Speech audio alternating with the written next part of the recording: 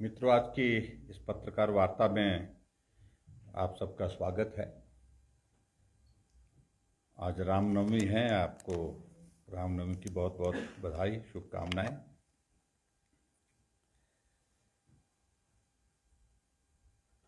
पिछले कल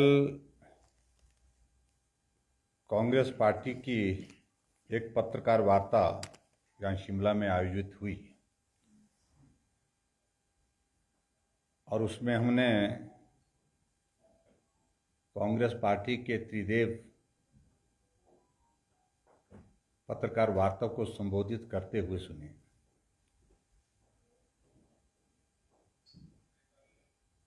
और मैं इस बात को देख रहा था कि उस पत्रकार वार्ता में तीनों की जो परिस्थिति है,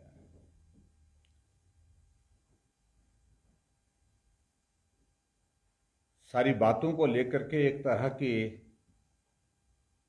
जो पिछले कुछ अरसे में घटनाएं घटित हुई है हिमाचल प्रदेश की राजनीति में, उसके कारण सबके सब विचलित दिखे। बार बार इस बात का जिक्र करने की कोशिश हो रही है कि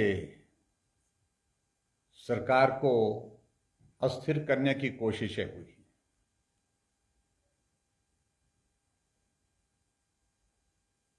बार बार इस बात का जिक्र करने की बात हो रही थी कि हमारी सरकार चट्टान की तरह मजबूत है। ये सब बातें कहने की आवश्यकता अगर उनको पड़ी है तो उसके पीछे बहुत बड़ा उनके मन में एक डर का भाव है। और वो जो डर है वो ये है कि हिमाचल प्रदेश में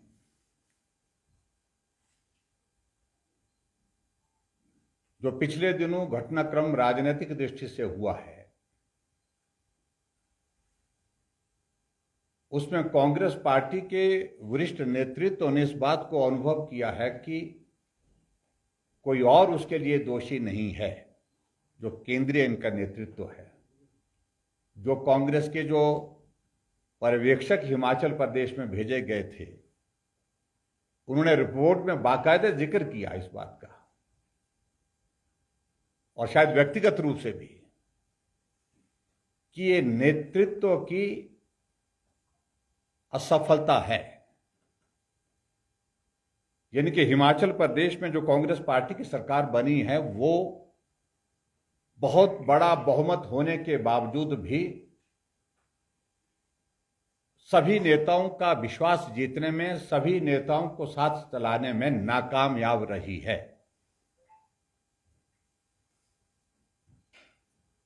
और इसके एक उदाहरण नहीं, अनेकों उदाहरण आप सबके सामने कई बार देखने को मिले हैं।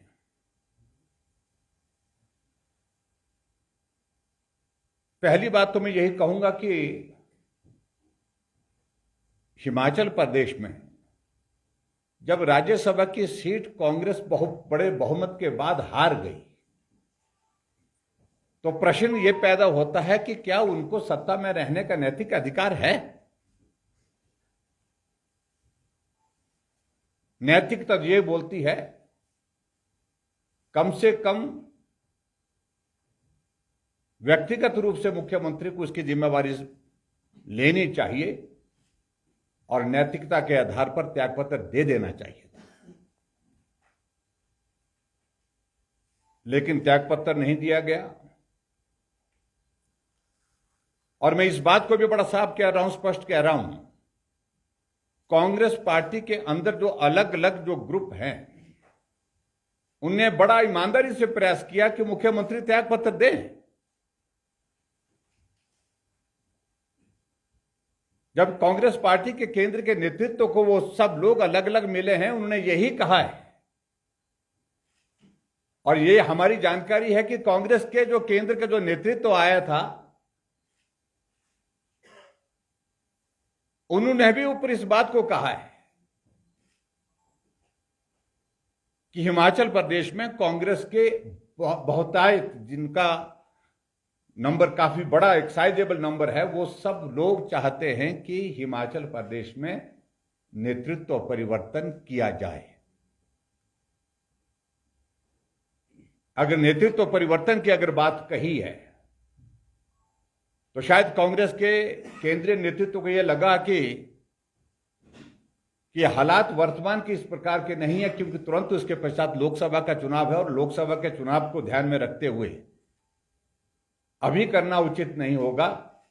तो इसलिए उन सभी नेताओं को जो त्यागपत्र मांग रहे थे, जो इर्द गिर्द बैठे हैं, चाहे वो दाएं बैठे थे चाहे वो बाएं बैठे थे, कल की पत्रकार वार्ता में उनको यही कहा गया है कि लोकसभा का चुनाव निकलने दीजिए, उसके बाद जो है आपकी बात को सुना जाएगा, माना जाएगा। और अभी लोकसभा के चुनाव हैं और लोकसभा के चुनाव को देखते हुए कांग्रेस पार्टी के नेतृत्व को यह लग रहा है कि राज्यसभा की सीट बहुमत के बावजूद हार गए। हिमाचल प्रदेश में बजट उस सूरत में पास कर पाया जब भारतीय जनता पार्टी के 15 विधायकों को सस्पेंड किया गया। इससे बड़ा कोई उदाहरण हो नहीं सकते हैं बहुमत खोने के।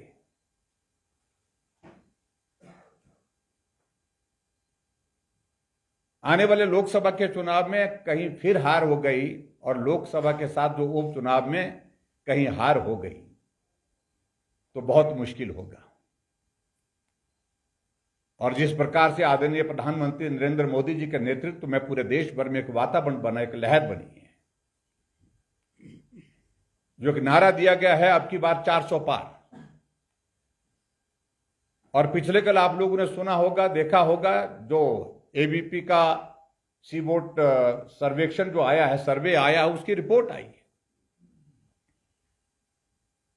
जो 400 पार का अगर नारा दिया है, 400 पार के हम करीब उस सर्वे में दिखे। और उसमें हिमाचल प्रदेश का विशेष तौर से उसमें जिक्र हुआ कि चारों सीटों पर भारतीय जनता पार्टी बहुत बड़े बहुमत के साथ जीतने वाली है। 63% वोट भारतीय जनता पार्टी को पड़ने की संभावना है, 33% वोट जो है वो कांग्रेस पार्टी को मिलने की संभावना है। चारों सीटों पर भारतीय जनता पार्टी की जीत होने की प्रबल संभावना है। और स्वाभाविक रूप से इस प्रकार की जब रिपोर्ट्स आती हैं तो कांग्रेस पार्टी का जो नेतृत्व है और भी परेशान होता है, विचलित होता है। और उस कारण से आपने लोगों ने पिछले कल सारी परिस्थिति वो देखी है। मैं व्यक्तिगत रूप से किसी के बारे में ज्यादा कहना नहीं चाहता हूं। कुछ बातों का जिक्र उन्होंने, हमारे मित्रों ने पिछले कल किया है।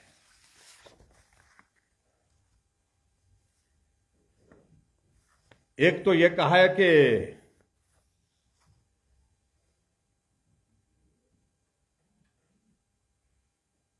जो महिला सम्मान निधि है वो हम गारंटी के रूप में उसको पूरा कर चुके हैं। मित्रों, ये बड़ी हैरानी की बात है। कहां मिली, किसको मिली, कब मिली? 1500 रुपए देने की जो बात उन्होंने विधानसभा के चुनाव से पहले कही थी, फॉर्म भरे गए थे, 15 महीने बीत गए, लेकिन उसके बावजूद किसी को मिले नहीं। और अब फिर से फॉर्म भर करके लोकसभा के चुनाव में फिर भी हमारी मातृशक्ति को, हमारी माताओं बहनों को फिर से उनको ठगने की, उनको गुमराह करने की कोशिश की जा रही है। और ऊपर से इस बात का आरोप हमारे सिर पर लगाने की कोशिश हो रही है कि भारतीय जनता पार्टी के जयराम ठाकुर वो जाकर के चुनाव आयोग में शिकायत करने के लिए गए। स्वाभाविक रूप से हमारा यह कहना है, अगर महिला सम्मान निधि अगर आपको देनी थी तो हिमाचल प्रदेश में हाल ही में बजट सत्र था, बजट में उसका प्रावधान होता तो समझ में आता। बजट प्रावधान में एक पैसे का जिक्र नहीं है। इस योजना का ही जिक्र नहीं है। और बजट रखा नहीं गया है। बजट पारित होने के 5 दिन के बाद प्रेस कॉन्फ्रेंस करके मुख्यमंत्री कहते हैं क्योंकि लोकसभा का चुनाव आ गया, लोकसभा के चुनाव में हम कैसे जाएंगे लोगों के बीच में, इस बात का डर मन में था। इस कारण से उन्होंने तय किया कि ये करना पड़ेगा। दबाव आया और उसके बाद उन्होंने प्रेस कॉन्फ्रेंस के 4-5 मिनट की प्रेस कॉन्फ्रेंस में ये घोषणा करके धन्यवाद किया आप सबका। जब आप लोग पूछने भी लगे तो उनकी ओर से एक ही शब्द होता है, धन्यवाद। धन्यवाद करके चले गए। जब बजट प्रावधान नहीं है और हमने चुनाव आयोग में इस बात के लिए कहा कि इंदिरा गांधी जी के फोटो के साथ और उसके साथ साथ में मुख्यमंत्री के फोटो के साथ चुनाव आचार संहिता लागू होने के बावजूद वो फार्म भरे जा रहे हैं, क्या गलत किया उसमें? अगर आपको ईमानदारी से अगर महिला सम्मान निधि देनी तो 15 महीने में किसने आपके हाथ बांध के रखे? क्या इस प्रश्न का उत्तर है आपके पास? ये बार बार जिस प्रकार से झूठ बोल करके गुमराह करने की कोशिश की जा रही है और हमारी माताओं बहनों को जलील करने के एक तरह के मैं कह सकता हूं, ये प्रयास है जो दुर्भाग्यपूर्ण है। इसमें सफलता नहीं होगी, मैं बड़ा साफ कह रहा हूं। और इसके बाद और कहा कि अगर 2 महीने का अभी चुनाव के दौरान का अगर नहीं मिला तो हम 3,000 रुपए जो है वो जून के महीने में देंगे। यही कहा शायद। क्या ये चुनाव आचार संहिता का उल्लंघन नहीं है? इसलिए मुख्यमंत्री कितने विचलित हैं, उन्हें मालूम नहीं पड़ रहा है कि चुनाव आचार संहिता लागू है और इस वक्त हमको कोई घोषणा नहीं करनी है। और इसको भी हम निश्चित रूप से हम विचार करेंगे, इसके बारे में क्या पार्टी का मत बनता है आगे इस बात को लेकर के बताएंगे। और दूसरी बात, हमारे उप मुख्यमंत्री जी ने कहा कि हमारी सरकार बिल्कुल स्थिर है। हम कहां बोल रहे हैं अस्थिर है? ये बार बार कहने की आवश्यकता क्यों है? आवश्यकता बार बार इसलिए कहने की पड़ रही कि स्थिर नहीं है।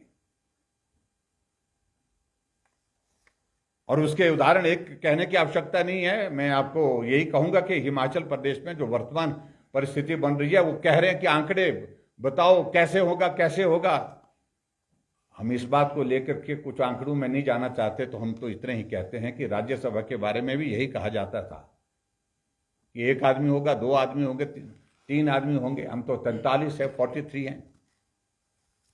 जब राज्यसभा के सिलसिले में भी यही कहा जा रहा था कैसे होगा, जो हो गया आपके सामने है। कांग्रेस के विधायकों ने कांग्रेस से विवश होकर के कांग्रेस पार्टी छोड़ने के मन के साथ बड़ा कदम उठाया।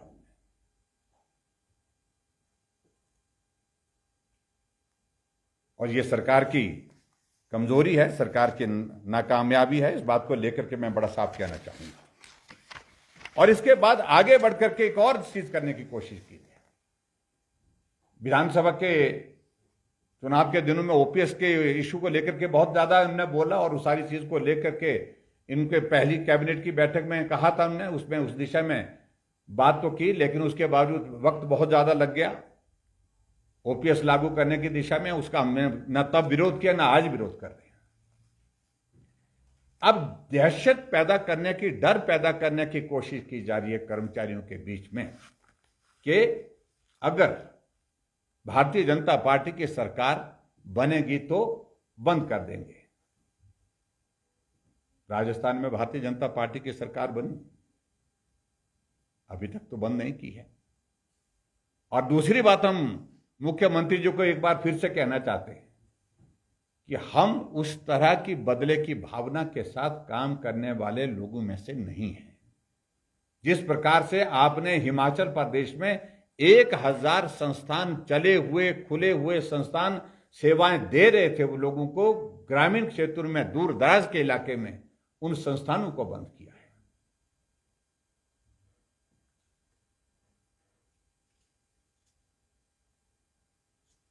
मैं सिर्फ इस बारे में सिर्फ इतना ही कहूंगा कि भारतीय जनता पार्टी को बदले की भावना के साथ काम करने की मंशा ना पहले रखती है ना आज रखती है।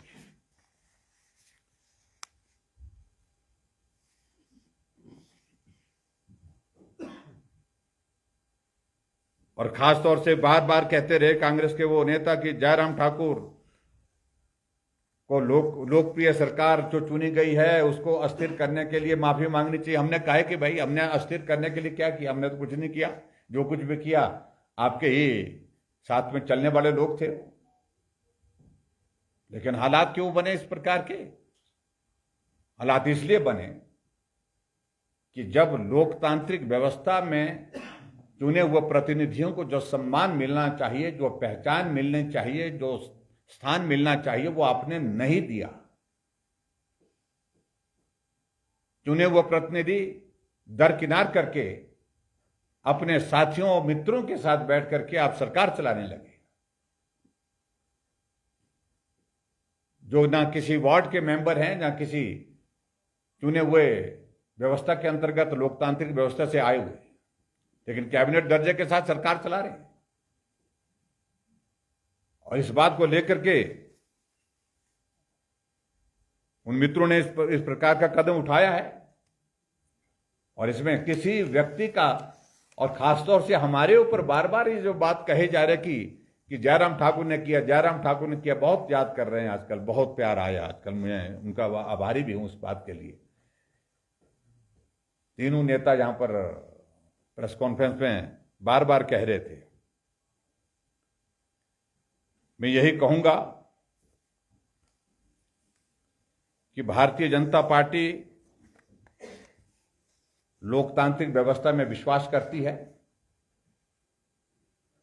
और हिमाचल प्रदेश में जो 6 उपचुनाव जो लोकसभा के चुनाव के साथ घोषित हुए हैं, और इसके अतिरिक्त 3 उपचुनाव होने की संभावना से मना नहीं किया जा सकता है। 3 निर्दलीय विधायकों ने त्यागपत्र देकर के विधानसभा अध्यक्ष महोदय जी के पास दे रखे हैं। और मामला सुप्रीम कोर्ट, ये हाई कोर्ट में है। इस बारे में मैं ज्यादा कहना नहीं चाहता हूं, लेकिन मुझे इस बात को लेकर के अफसोस जरूर है कि सरकार के दबाव में विधानसभा के अध्यक्ष इस कदर हैं कि उन्होंने व्यक्तिगत रूप से सौंपे हुए जो उनके पास त्यागपत्र अभी तक स्वीकार नहीं किए हैं। जबकि रूल्स में जो प्रोविजन है और सुप्रीम कोर्ट की जजमेंट भी बड़ी क्लियर है, कोई विधायक व्यक्तिगत रूप से विधानसभा अध्यक्ष को अगर त्यागपत्र देते हैं तो उसमें कोई भी क्लैरिफिकेशन, कोई भी वेरिफिकेशन करने की आवश्यकता ही नहीं है। वो तत्काल स्वीकार किए जाने चाहिए। मैं उम्मीद करता हूं कि बहुत जल्दी उस बारे में भी कोई निर्णय होगा।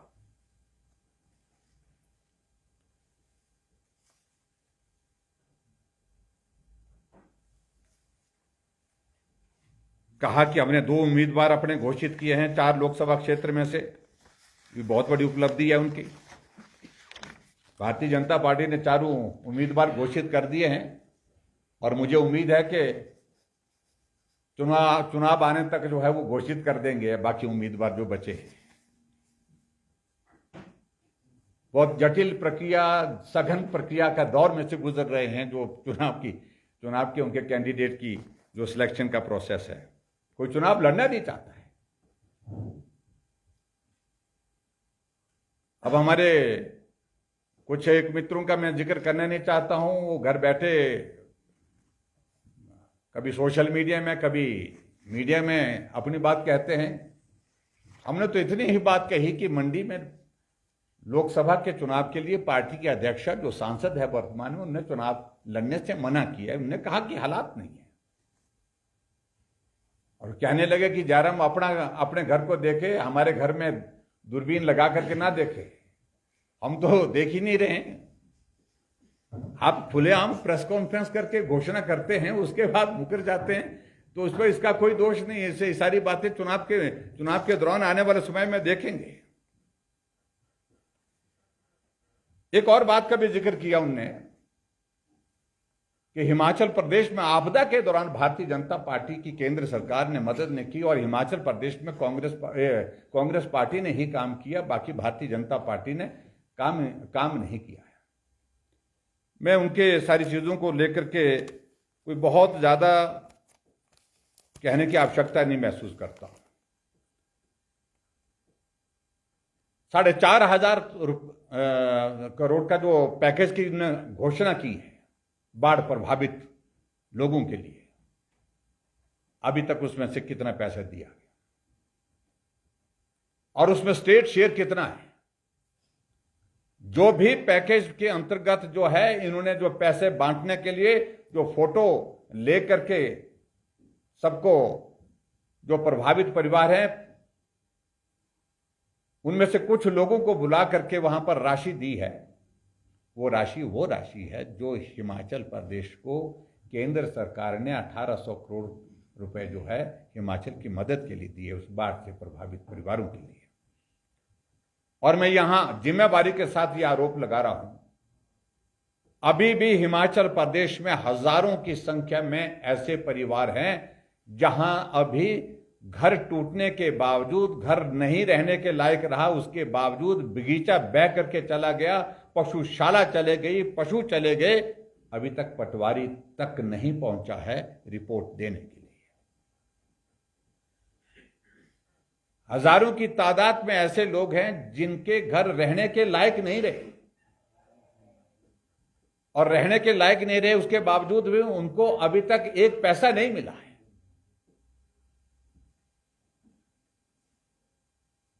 अगर जिन लोगों को पैसा दिया गया हिमाचल प्रदेश में, वो पैसा है जो केंद्र सरकार ने हिमाचल प्रदेश में इस बाढ़ के दौरान प्रभावित परिवारों के लिए दिया है, वो पैसा है।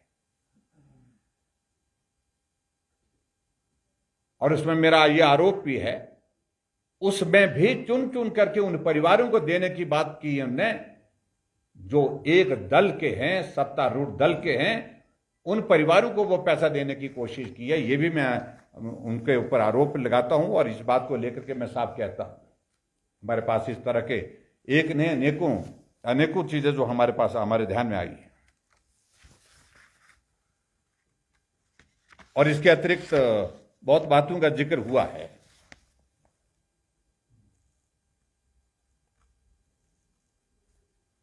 नेता प्रतिपक्ष दिन में सपने देख रहे हैं, ऐसा उनकी भाषा का मैं देख रहा था। मैं उसमें ज्यादा कहना नहीं चाह रहा हूं।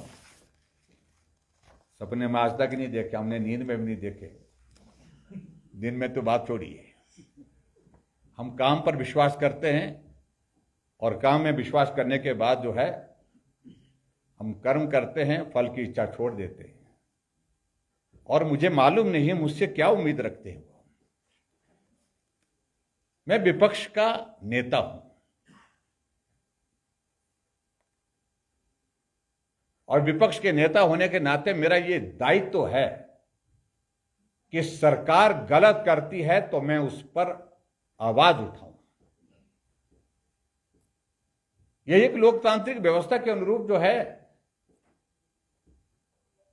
एक दायित्व का निर्वहन में कर रहा हूं।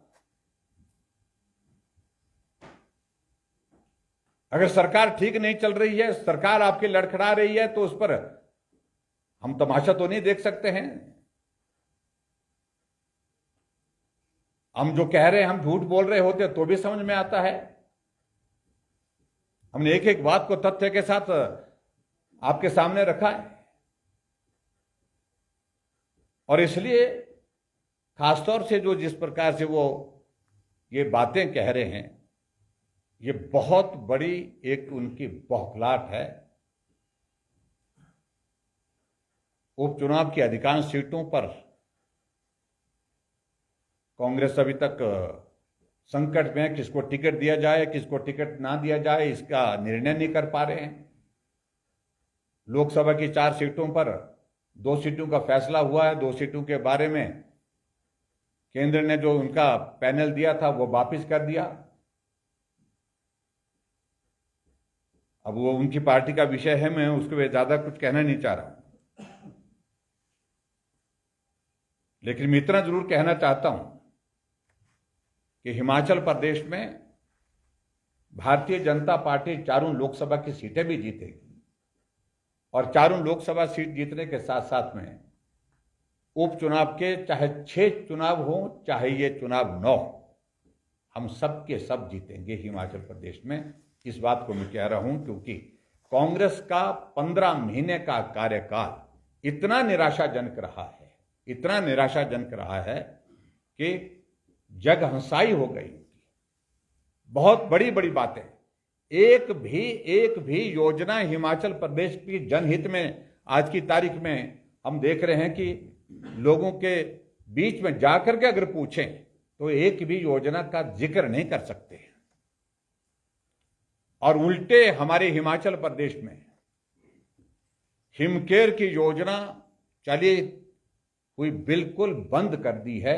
आईजीएमसी में इलाज होना बंद हो गया, टांडा मेडिकल कॉलेज में इलाज होना बंद हो गया। सभी मेडिकल कॉलेज में, हॉस्पिटल में जो पैसा अभी तक जो है लगभग 300 करोड़ रुपए आयुष्मान भारत और हिमकेयर का जो देने को है वो पैसा नहीं दिया है। इससे बड़ा अमानवीय व्यवहार सरकार का हो नहीं सकता। जिन गरीब लोगों के लिए हमने मुफ्त में इलाज करने के लिए योजना बनाई, उस योजना के माध्यम से हजारों लाखों लोगों की जिंदगी बचाने में हम सफल हुए हैं, उनका इलाज करके उनको स्वस्थ जीवन देने में सफल हुए हैं। उनकी जिंदगी को संकट में डाल, उनके जीवन को संकट में डालने की कोशिश कर रही है वर्तमान सरकार, जो गरीब लोग अपना इलाज करने में असमर्थ हैं। इतना भी दया का भाव कांग्रेस की सरकार को है नहीं। और मैं इस बात के लिए एक बार फिर से प्रधानमंत्री नरेंद्र मोदी जी को, पार्टी के हमारे राष्ट्रीय अध्यक्ष जी को बहुत बहुत बधाई देता हूं, जो हमारा संकल्प पत्र 2024 के लिए जारी हुआ है, जिसमें बहुत महत्वपूर्ण बड़े बड़े एजेंडे, जिसमें ऐसा नहीं किया है कि लोक लुभावन चीजें नहीं की है। उसमें एक बात को लेकर के यही कहा कि भाई किसान सम्मान निधि हम जारी रखेंगे, 80 करोड़ गरीब लोगों के लिए मुफ्त इलाज की योजना को हम जारी रखेंगे। इसमें एक बात को लेकर के आगे बढ़ करके ये जिक्र किया है कि आयुष्मान भारत भी हम जारी रखेंगे। आयुष्मान भारत के साथ साथ में जो 70 साल से ऊपर के बुजुर्ग लोग हैं उनको आयुष्मान भारत के दायरे में सभी को लेकर के उनको स्वास्थ्य की बेहतरीन सुविधा देने की कोशिश करेंगे, ये कहा है उसमें। और इसके अलावा एक बहुत बड़ा महत्वपूर्ण विषय को लेकर के प्रधानमंत्री जी ने जिसका जिक्र किया है कि 1 नेशन 1 इलेक्शन, ये आने वाले समय में 5 सालों में हमारा एक लक्ष्य होगा। उस दिशा में किस प्रकार से सबको हम सहमति की दृष्टि से इकट्ठा ला सकते हैं, क्योंकि लाखों करोड़ रुपए का खर्च हो रहा है और लाखों करोड़ रुपए का खर्च को कैसे हम बचाया जा सके और समय को भी कैसे बचा सके, उस दृष्टि से एक प्रयत्न करने की बात उन्होंने कही कि इस तरह से हम प्रयत्न करेंगे। और हमें इस बात को लेकर के ये भी प्रसन्नता है कि इन 10 वर्षों में 25 करोड़ गरीब लोगों को गरीबी रेखा से ऊपर लाने की में जो हमने सफलता की है आदरणीय प्रधानमंत्री जी ने। और इसके साथ साथ में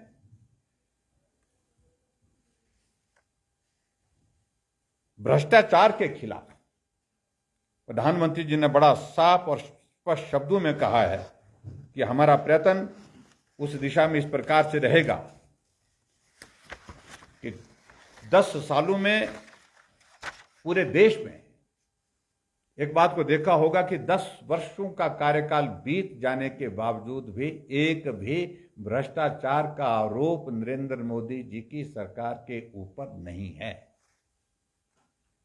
अन्यथा आरोप तो सरकारें जो पहले रही हैं, 1,76,000 करोड़ रुपए का घोटाला, 30,000 करोड़ रुपए का घोटाला, हर तरह का घोटाला, यहां भी घोटाला वहां भी घोटाला, यानी कि भ्रष्टाचार को रोकने के लिए बहुत कारगर कदम उसमें उठाए हैं।